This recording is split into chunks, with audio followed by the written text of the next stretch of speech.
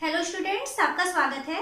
पिछली क्लास में हम समांतर श्रेणी के बारे में सीख चुके हैं कि समांतर श्रेणी क्या होता है। अगर आपको कोई समांतर श्रेणी दिया गया है जिसका कि प्रथम पद a हो और सर्वांतर d हो,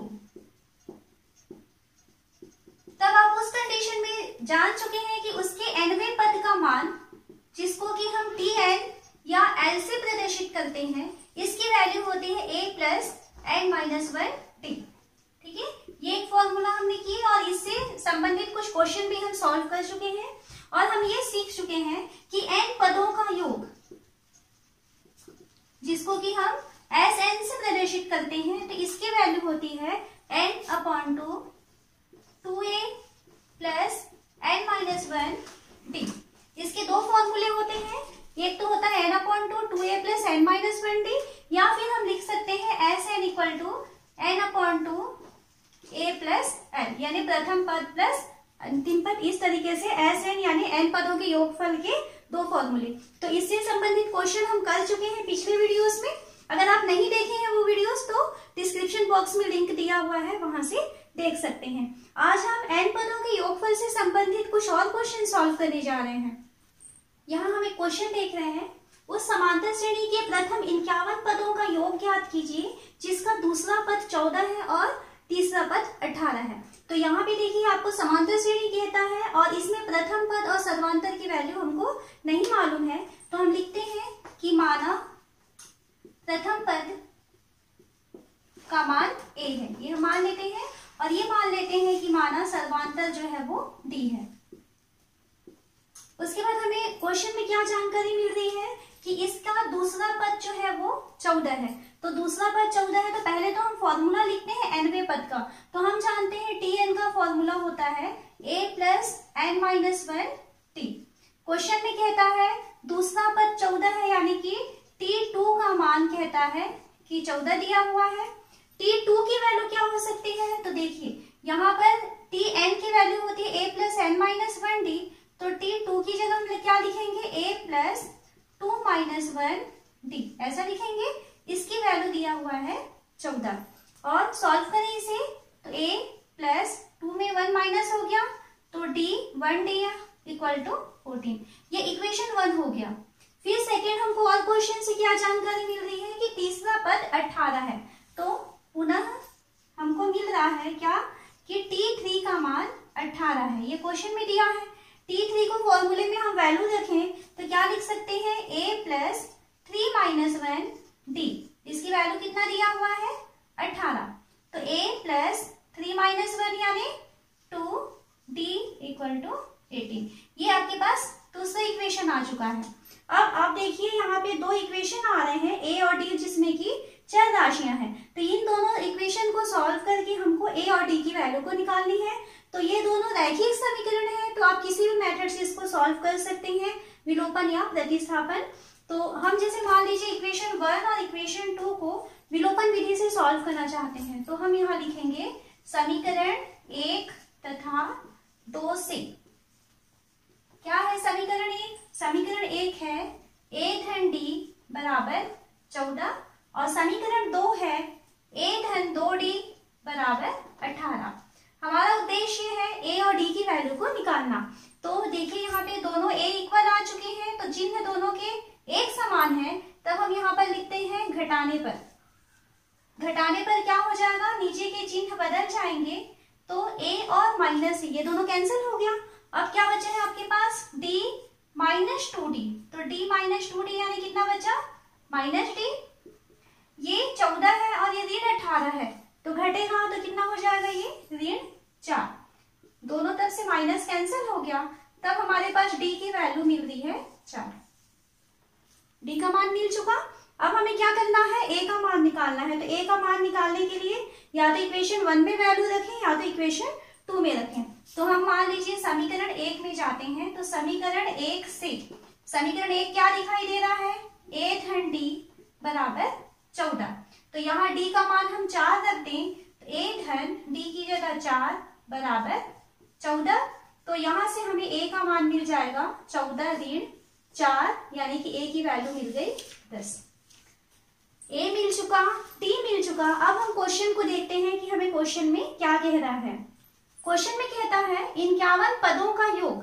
तो 51 पदों का योग के लिए हमें क्या फॉर्मूला पता है, n पदों का योग यानी एस एन का मान हमें मालूम है n बटे 2, 2a धन n ऋण 1 t होता है।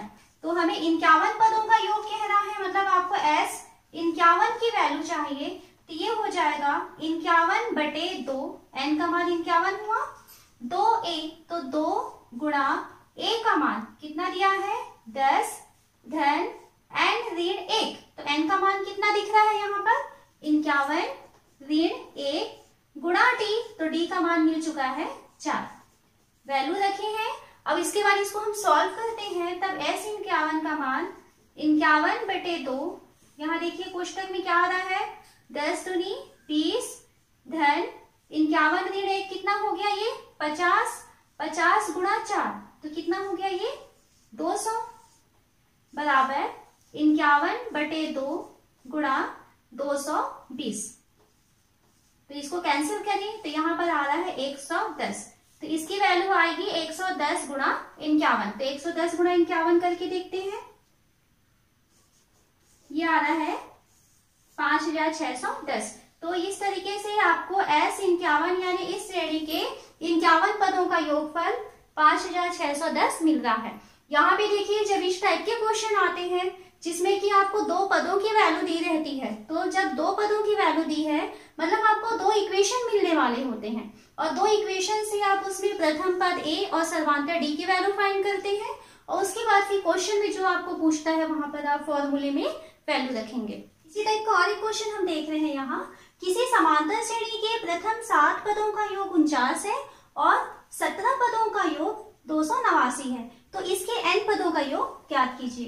तो देखिए यहाँ पे क्या कहता है 7 पद है स्टार्टिंग के, तो उसको यदि हम जोड़ेंगे तो 49 आ रहा है और शुरू से अगर हम 17 पदों को जोड़ते हैं यानी S17 का मान हमको कितना दिख रहा है 289। तो कितने पदों का योग ज्ञात करने कहता है वो n पदों का योग। तो हम यहाँ क्या करें, मान लेते हैं कि माना प्रथम पद की वैल्यू a है, सर्वांतर की वैल्यू d है, ये हम मान लेते हैं। हमें क्या क्या चीज दिया हुआ है, उसने 7 पदों का योग दिया है 49, तो हमें दिया है S7 बराबर 49 ये दिया हुआ है और क्या दिया है 17 पदों का योग 289 है यानी S17 का मान दिया हुआ है 289। किसकी वैल्यू चाहिए, हमें n पदों का योग ज्ञात करना है यानी हमें Sn की वैल्यू निकालनी है। तो ये हम क्वेश्चन से देख करके जानकारियां दी है क्या क्या चीज हो सकता है इसमें। अब देखिए यहाँ पे कहा है S7 की वैल्यू 49 है, तो फॉर्मूला लिखते हैं। हमारे पास सूत्र होता है Sn बराबर n बटे 2, 2a धन n ऋण 1 d, ये फॉर्मूला है। तो यहाँ पर S7 का मान कितना है 49, तो S7 बराबर 49, तो यहाँ पर n की वैल्यू 7 रखते हैं इस पूरे फॉर्मूले में, तो क्या हो जाएगा ये 7 बटे 2 कोष्टक में 2a धन n का मान हमें रखना है 7 ऋण 1 d बराबर 49। ये पहला इक्वेशन हम तैयार कर रहे हैं। तो यहाँ से देखिए क्योंकि 49 7 से भाग जा सकता है, तो एक काम करते हैं ये 7 बटे 2 को हम बराबर के उधर पक्षांतर कर देते हैं। तो ये 7 बटे 2 बराबर को पार करके जाएगा, पक्षांतर होके जा रहा है, तो उधर जाकर के क्या हो जाएगा वो 2 बटे 7 बन के जाएगा। तो अब हमारे पास यहाँ क्या बचेगा 2a धन 7 में 1 चला गया 6d का मान 49 गुणा 7 बटे 2 पक्षांतर होगा तो 2 बटे 7 कटेगा, ये 7 एकम 7, 7 सत्ते 49। तो क्या मिला हमें 2a धन 6d बराबर 7 दूनी 14। ये पहला इक्वेशन है। हम यहाँ चाहें तो और 2 कॉमन निकाल करके दोनों तरफ से भाग दे सकते हैं या फिर यहाँ तक भी ठीक है हमारा इक्वेशन। फिर सेकंड हम आते हैं और हमें क्या चीज मिला हुआ था, हमें मिला हुआ था S17 का मान 289। तो वैल्यू रखें S17 दिया हुआ है 289। S17 मतलब 17 बटे 2 कोष्टक में 2a धन 17 ऋण 1 t, इसका मान हमें दिया हुआ है 289। 89। तो यहाँ एक काम करते हैं, 17/2 को उधर बराबर की तरफ पक्षांतर कर देते हैं। तब इस पक्ष में हमारे पास क्या बचेगा, 2a धन 16d बराबर 289। 17/2 पक्षांतर हो रहा है तो क्या हो जाएगा, 2/17।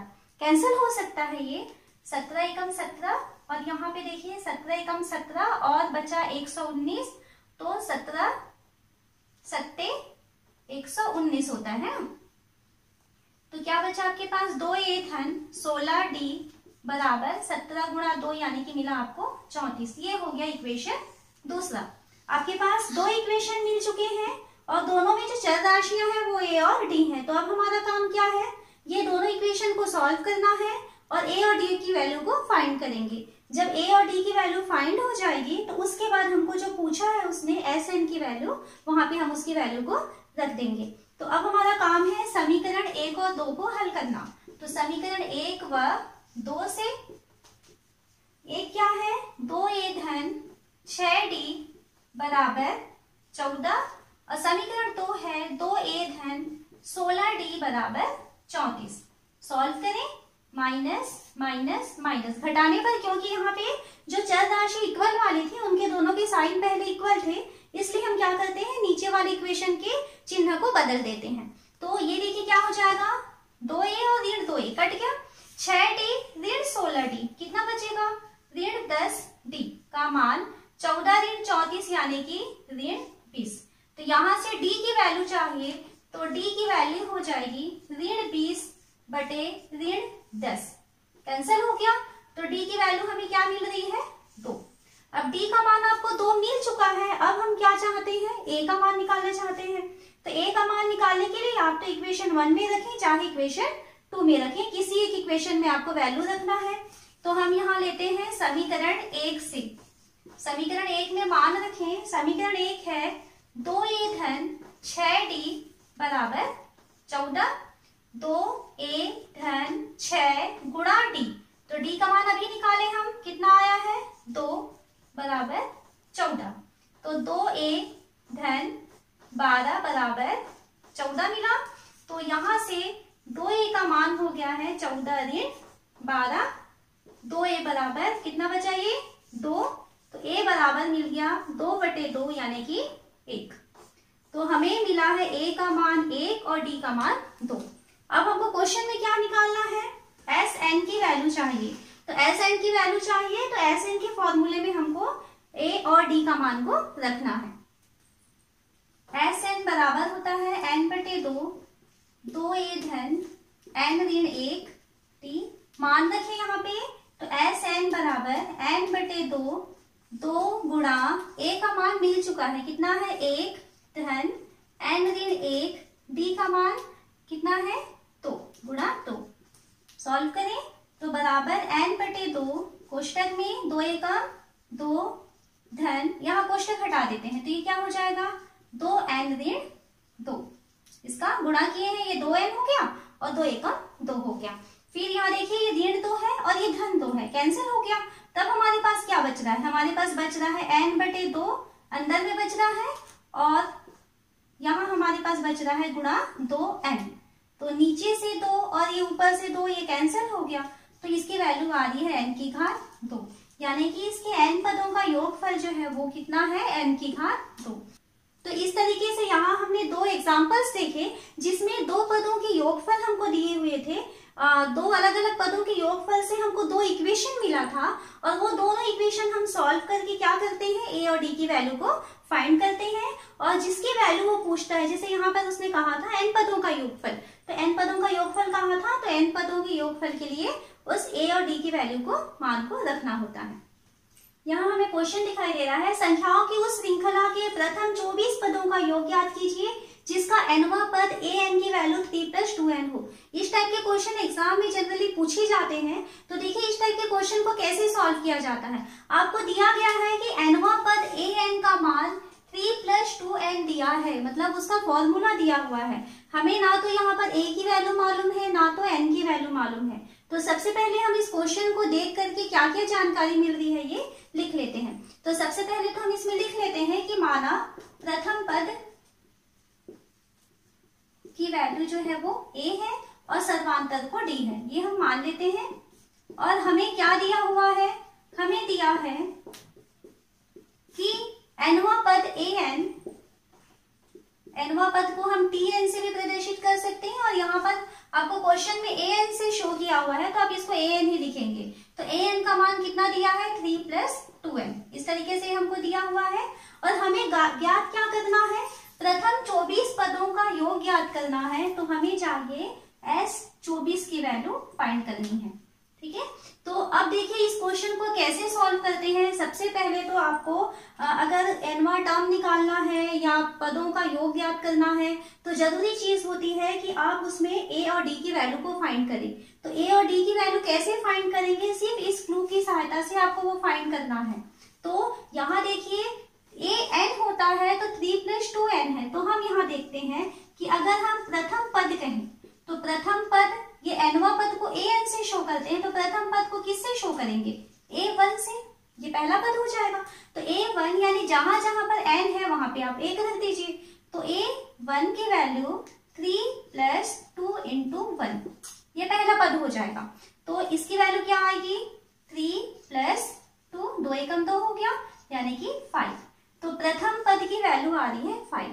इसमें अगर हम द्वितीय पद निकालें तो द्वितीय पद के लिए आपको क्या लेना पड़ेगा, a1 के बदले अब क्या लिखेंगे, a2, है ना। तो a2 यानी जहां पर n दिखाई दे रहा है वहां पर आप 2 रख दीजिए। तो क्या हो जाएगा, ये 3 + 2, n की जगह हमें रखना है 2, तो 2 × 2 हो गया। तो इसकी वैल्यू हो गई 3 + 2 = 4, यानी कि 7। तो पहला पद 5 है, दूसरा पद 7 है। तो अब देखिए पहला पद मिल चुका, दूसरा पद मिल चुका। अब हम निकाल लेते हैं सर्वांतर। तो सर्वांतर के लिए आप जानते हैं कभी भी सर्वांतर ज्ञात करना है तो 2 लगातार पदों में से बाद वाले में से आपको पहले वाले को घटाना होता है। तो यहाँ पहला और दूसरा मिल चुका है, तो सर्वांतर बराबर हो जाएगा दूसरे पद में से आप पहले पद को घटा देंगे। तो दूसरा पद हमें कितना दिख रहा है, 7, और पहला पद कितना दिख रहा है, 5। तो 7 - 5 = 2। तो ये सर्वांतर की वैल्यू मिल चुकी। पहला पद a1 को हम क्या लिखते हैं, a से शो करते हैं। तो देखिए क्वेश्चन में a मिल चुका है, d मिल चुका है, क्या पूछ रहा है हमें पूछ रहा है S24 की वैल्यू, यानी हमको 24 पदों का योग पूछ रहा है। तो Sn का सूत्र लिखें। तो Sn का formula n/2, 2a n - 1 d, ये हो जाएगा। चाहे तो हम यहाँ पर इस फॉर्मूले का यूज कर सकते हैं, या फिर हम Sn के लिए और एक जो फॉर्मूला याद किए हुए थे, क्या फॉर्मूला याद किए थे कि Sn = n/2 a n, या nवां पद। इस फॉर्मूले में भी हम यहाँ पे वैल्यू रख सकते हैं कि a1 की वैल्यू तो मिल चुकी है, इसी फॉर्मूले में a24 की वैल्यू निकाल लें, जिसको कि l कहेंगे। a24 की वैल्यू निकाल लें और यहाँ पर मान रखें। तो यहाँ दोनों फॉर्मूले हम यूज कर सकते हैं, ध्यान रखना है इसको। तो हम यहाँ पे अभी पहले फॉर्मूले की सहायता से इसकी वैल्यू को सॉल्व करते हैं। तो Sn की जगह क्या रखेंगे, 24 = 24/2 कोष्टक में 2 × a का मान। तो a का मान देखिए कितना मिला है, 5 है।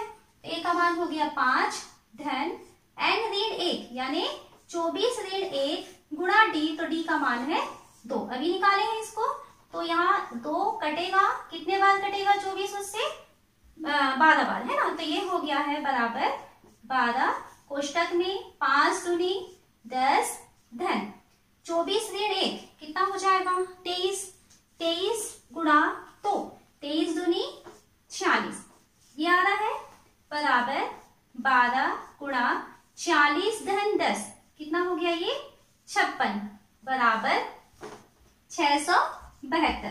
तो हमें क्या मिल गया, S24 का मान 672 है।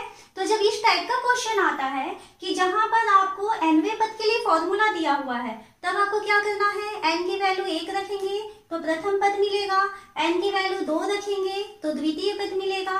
तो आप द्वितीय पद में से पहले पद को माइनस करके d की वैल्यू फाइंड करेंगे। जब आपका a और d का मान मिल जाए तब लगभग आपकी क्वेश्चन जो है वो सॉल्व हो चुके होते हैं।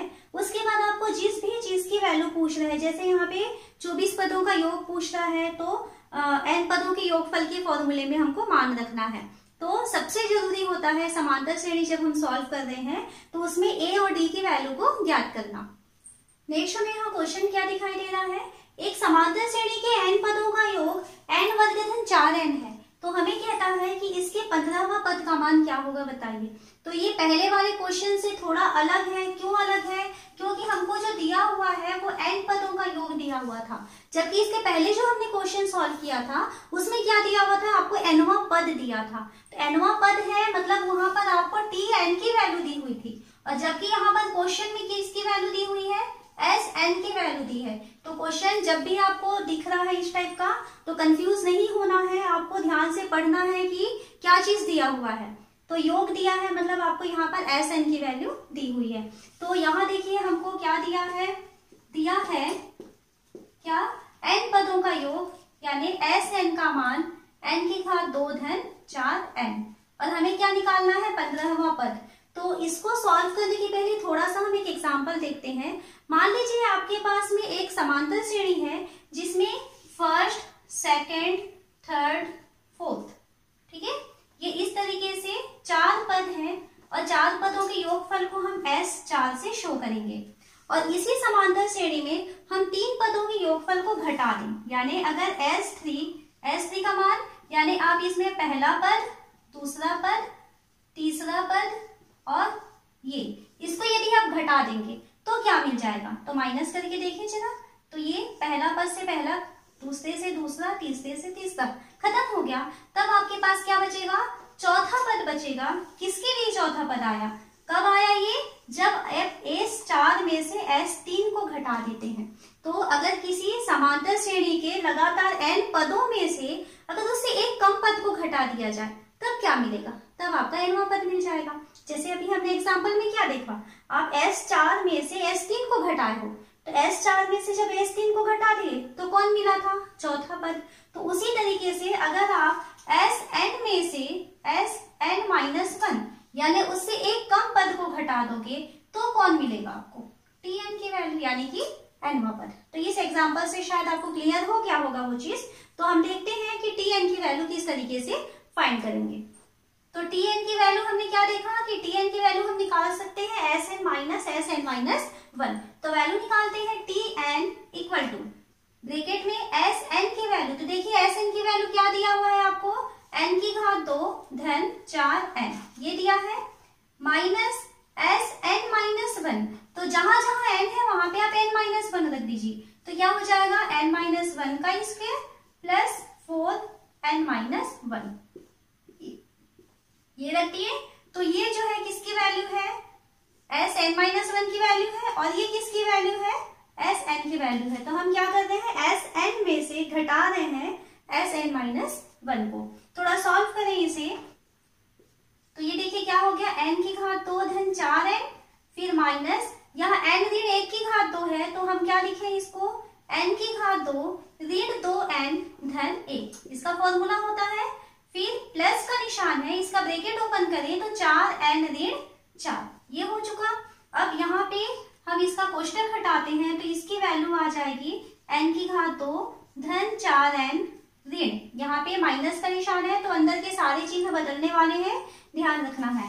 तो ऋण n की घात 2, ये माइनस है वो प्लस हो जाएगा, ये 2n हो गया, धन है तो ऋण हो गया, 1 3 4n धन 4, सारे कोष्टक के अंदर के सारे चिन्ह बदल चुके हैं। अब देखिए कुछ कैंसिल हो सकता है, n की घात 2 ऋण n की घात 2 कैंसिल हो गया, 4n ऋण 4n ये भी कैंसिल हो गया। तब हमारे पास क्या बचा, ये 2n बचा हुआ है और 4 ऋण 1 यानी कि 3 बचा है। तो Tn की वैल्यू आ रही है 2n 4-1 यानी कि +3। तो 2n + 3 आ गया। हमें किसकी वैल्यू चाहिए, हमें 15वां पद चाहिए, यानी n का मान आपको रखना है 15। तो हमें रखना है T15 का मान, तो जहां जहां n दिखाई दे रहा है वहां पे आपको 15 रख देना है।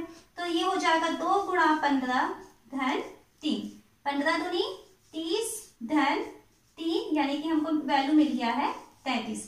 तो इस तरीके से इस श्रेणी के 15 पदों का योगफल 33 है। हम चाहे तो इस क्वेश्चन को और एक मेथड से सॉल्व कर सकते हैं। तो देखते हैं कि इसका सेकंड मेथड क्या होगा। सेकेंड मेथड में जैसे कि अभी हम जान रहे हैं कि जब हमें टी एन की वैल्यू निकालनी थी तो टी एन के लिए हमने क्या लिखा, एस एन माइनस 1। तो यहाँ पर अगर मान लीजिए आपको टी 15 की वैल्यू चाहिए तो टी 15 की वैल्यू के लिए आपको यूज करना है एस 15 ऋण एस 15 ऋण 1 यानी कि 14। ये फॉर्मूला अगर हम यूज कर ले तो डायरेक्ट हम टी 15 की वैल्यू को निकाल सकते हैं। तो हम पहले एस एन का जो फॉर्मूला दिया है वो लिख लें। तो एस एन का फॉर्मूला क्या जान रहे हैं, एन की घात 2 धन 4n। इस क्वेश्चन के अनुसार उसने दिया हुआ है कि एस एन का मान n की घात 2 धन 4n है। तो हम एस 15 की वैल्यू पहले निकालें यहाँ के लिए। तो एस 15 बराबर हो जाएगा 15 की घात 2 धन 4 गुणा 15। ठीक है, तो इसको सॉल्व करते हैं तो देखिए क्या हो जाएगा, 15 की घात 2 यानी कि 225 धन 15 गुणा 4। तो 15 गुणा 4 कितना हो गया, 60। तो ये हो गया 285। और किसकी वैल्यू चाहिए आपको, एस 14 की वैल्यू। तो एस 14 बराबर मान रखेंगे तो यहाँ जहां जहां एन दिखाई दे रहा है वहां पे 14 रख दीजिए। 14 की घात 2 धन 4 गुणा 14। 14 14 दो बार गुणा करेंगे इसको, 196 धन 56 हो गया। तो इसकी वैल्यू आ जा रही है 252। तो आपको जब टी 15 चाहिए तो टी 15 के लिए आप वैल्यू रख दीजिए किसमें, एस 15 ऋण एस 14 में। तो वैल्यू कितना है एस 15 का, 285 ऋण एस 14 का मान 252। तो कितनी वैल्यू आ रही है इसकी, 33। तो हम कह सकते हैं कि टी 15 का मान 33 है, यानी इस श्रेणी के 15 पदों का योगफल 33 है। तो आपकी चॉइस है कि आप कौन से मेथड से बनाना चाहें, लेकिन ये चीज आप याद रखेंगे, कभी भी किसी भी नंबर का वो पद कहता है तो आप क्या करेंगे, उतने पदों के योगफल में से उससे एक कम पद के योगफल को माइनस करेंगे और डायरेक्ट वहां से आप टी एन के लिए फॉर्मूला ला सकते हैं कि उस श्रेणी के लिए टी एन का मान किस तरीके से बनता है।